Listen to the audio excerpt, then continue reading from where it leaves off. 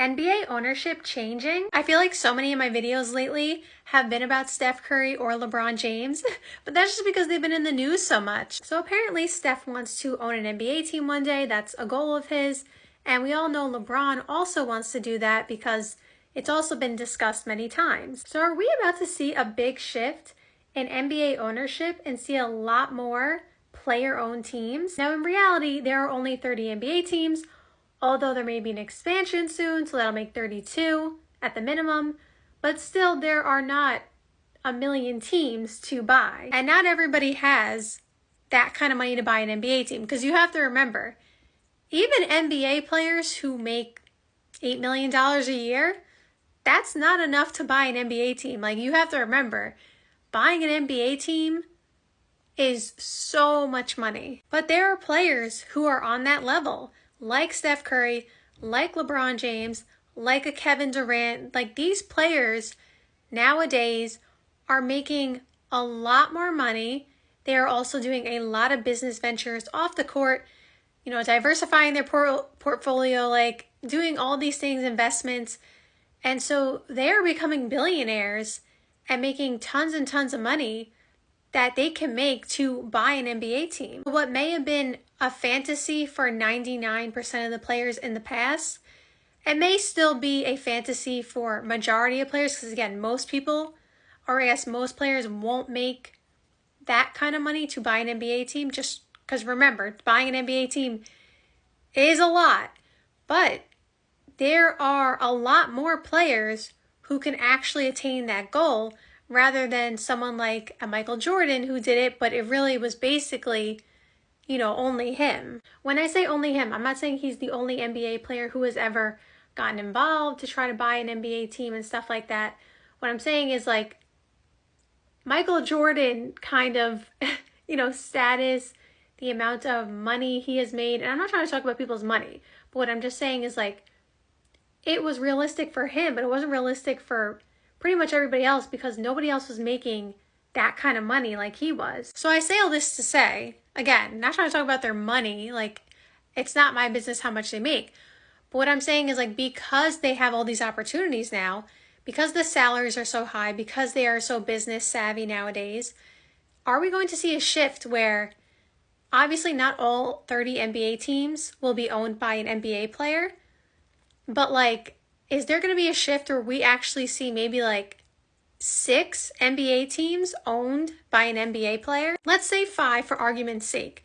If there are 30 NBA teams, and let's say 5 teams are owned by an NBA player or ex-NBA player, whichever, that is 1/6 of the league literally owned by an NBA player. While that may not sound like a lot in general terms, like 5 NBA teams doesn't sound like a lot, well, how many NBA teams right now are owned by a player? Because Michael Jordan sold his, you know, stake in the Hornets.